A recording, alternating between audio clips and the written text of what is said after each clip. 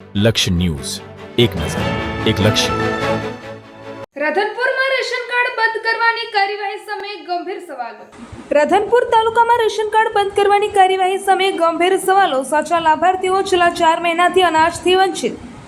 મોટા જમીન ધારકોના ration card યથાવત અને ગરીબોના કાર્ડ બંધ. પુરવઠા તંત્રની કામગીરી સામે ઉઠ્યા ભેદભાવના આક્ષેપો. અરજદારોની અરજીઓ હોવા છતાં ન્યાય નહીં મળતા લાભાર્થીઓમાં રોષ. આરટીઆઈ અને ગાંધી ચિંધ્યા માર્ગે આંદોલનની ચીમકી. રાધનપુર તાલુકામાં રેશન કાર્ડ બંધ કરવાની કાર્યવાહી હવે ગંભીર વિવાદનું સ્વરૂપ ધારણ કરી રહી છે.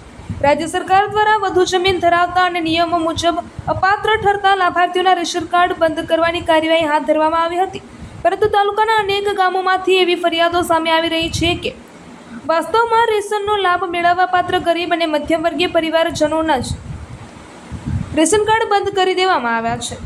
લાભાર્થીઓના જણાવ્યા મુજબ અનેક કિસ્સાઓમાં જમીનની વાસ્તવિક માલિકી, વારસાઈ હિસ્સેદારી, સંયુક્ત કુટુંબની જમીન અને વ્યક્તિગત હકની યોગ્ય ચકાસણી કર્યા વિના માત્ર નોંધણીના આધારે રેશન કાર્ડ બંધ કરી દેવામાં આવ્યા છે. જેના કારણે અનેક પરિવારો છેલ્લા 3 થી 4 મહિનાથી સરકારશ્રીના અનાજ અને અન્ય આવશ્યક સહાયથી વંચિત રહ્યા છે.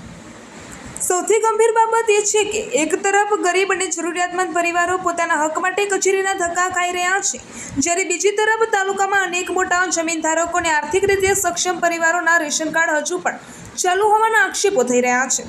જેના કારણે સમગ્ર કાર્યવાહી સામે સવાલો ઉઠ્યા છે કે શું નિયમોનો અમલ દરેક માટે સમાન રીતે કરવામાં આવે છે કે પછી પસંદગીયુક્ત કાર્યવાહી કરવામાં આવી રહી છે.